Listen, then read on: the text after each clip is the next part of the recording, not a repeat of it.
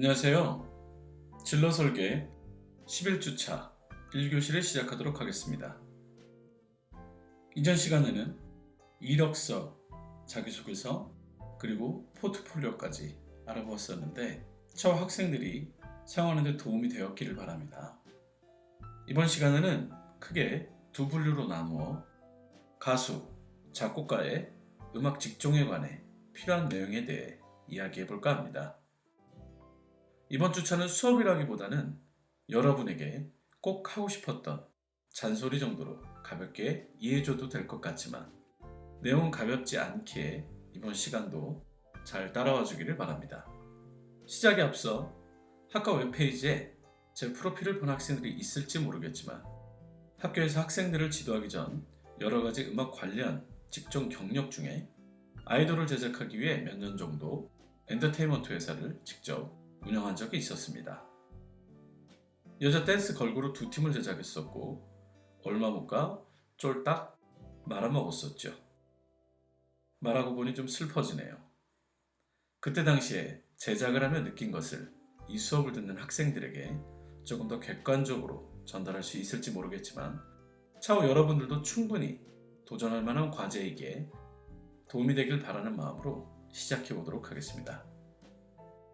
이번엔 직업에서 가장 관심이 많을 가수에 대해 구체적으로 분석해서 이야기해 보도록 하겠습니다. 우리가 가수가 되는 방법에는 크게 두 가지가 있습니다.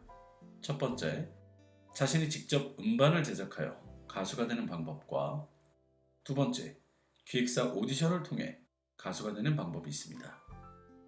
이 중에서도 오늘은 기획사 오디션을 통해 가수가 되는 방법에 대해 알아보도록 하겠습니다.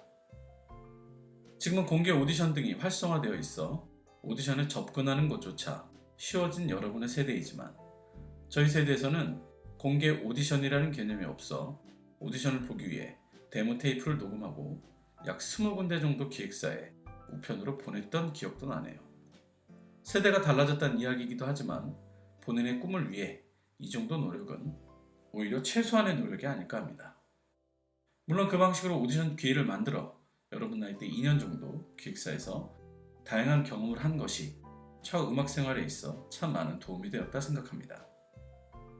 사실 이전에도 이야기했지만 가수가 되고 싶다는 의지와 실력만으로 무작정 덤벼서는 승산이 없습니다. 뛰어난 가창력, 수려한 외모, 이 또한 물론 중요하지만 이 모든 것을 평가하는 모든 잣대는 사실 상품성입니다. 가수라는 직업은 대중 앞에 선보이는 상품과도 같습니다.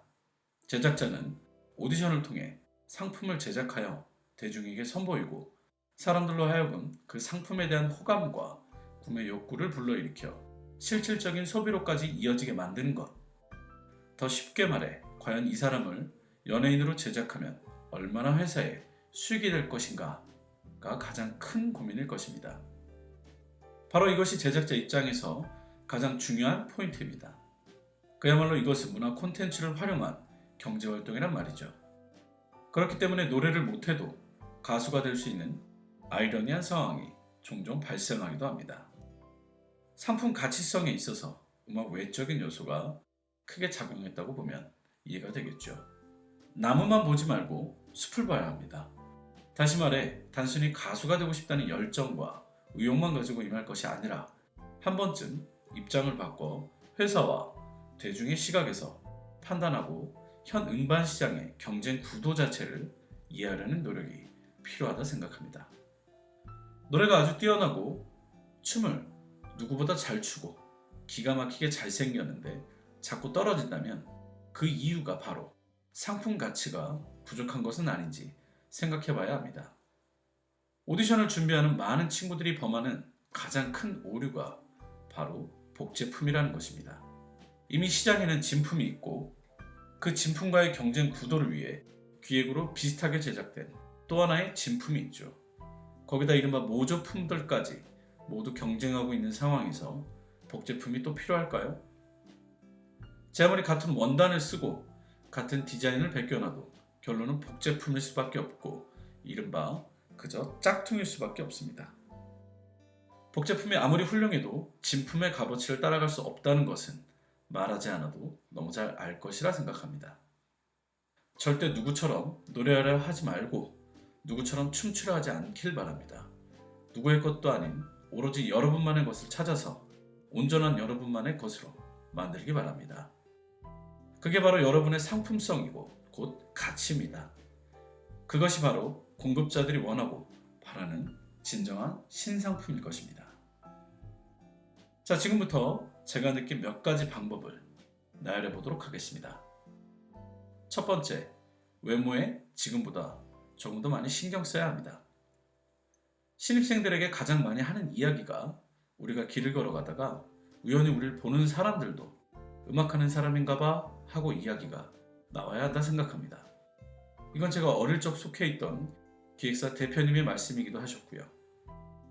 연예계는 외모도 실력이란 말이 있습니다. 즉 실력만큼이나 이미지도 중요하다는 이야기입니다. 뛰어난 실력이 맛있는 과자라면 매혹적인 외모는 멋진 포장지와 같이 이해해야 합니다. 대중의 입장에서 대중들이 어떤 것을 선호하는지, 어떤 것을 필요로 하는지를 먼저 생각한다면 자신의 길이 더욱 명확히 보일 것입니다. 두 번째, 자신이 좋아하는 것이 아닌 잘할 수 있는 것을 선보이도록 합니다. 오디션은 학예가 아닙니다. 좋아하는 노래는 친구들과 함께 노래방에서 부르고 오디션만큼은 비즈니스적인 마음으로 잘 부르는 노래를 불러야 합니다. 춤 역시 좋아하는 것과 잘하는 것은 엄연히 다름을 하루빨리 깨닫고 자신의 것을 찾아내는데 총력을 다하기를 바랍니다. 세 번째, 명곡은 가급적 피하길 바랍니다. 임재범의 고해, 빅마마의 체념 같은 곡들은 제발 부르지 않기를 바랍니다. 그 곡들은 원 가창자가 직접 부른다 하더라도 떨어지는 곡들이라 생각합니다. 여러분이 원 가창자를 뛰어넘을 자신이 없다면 아예 선택하지 않는 편이 상책이며 오히려 오디션장에서는 심사위원조차 모르는 자신에게 맞는 나만의 부르의 명곡을 찾아 부르는 것이 답이죠. 왜냐? 그 노래를 처음 듣는 심사위원들에겐 여러분이 원 가창자가 되는 것이기 때문입니다.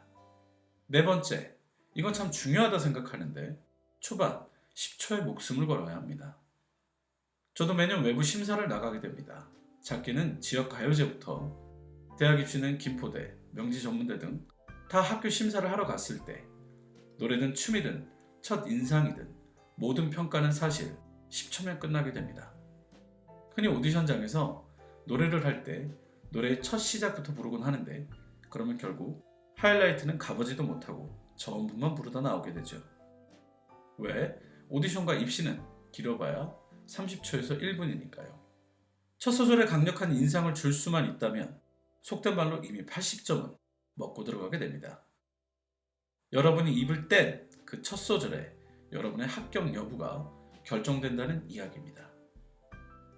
오디션 같은 경우는 걸어 들어오는 모습에서도 초반 점수가 분류되기도 합니다. 그만큼 첫 인상은 오디션, 입시에선 정말 중요합니다. 마지막으로 자신감, 아니 자만심을 갖길 바랍니다. 난 할 수 있다를 넘어 누구든 덤벼가 되어야 한다 생각합니다. 그래야 제 기량은 10분 발휘할 수 있을 것이고 몇몇의 심사위원 앞에서 긴장한다면 어찌 수많은 대중 앞에 나가 설 수 있을까요?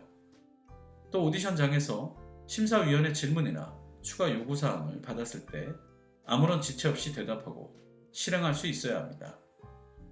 심사위원은 순간적 순발력, 재치, 즉 끼를 보고자 함이라는 것 반드시 기억하도록 합니다. 지난 수업에서도 우리에게는 전략이 필요하다고 언급한 바 있습니다. 오디션 또한 전략이 필요하고요.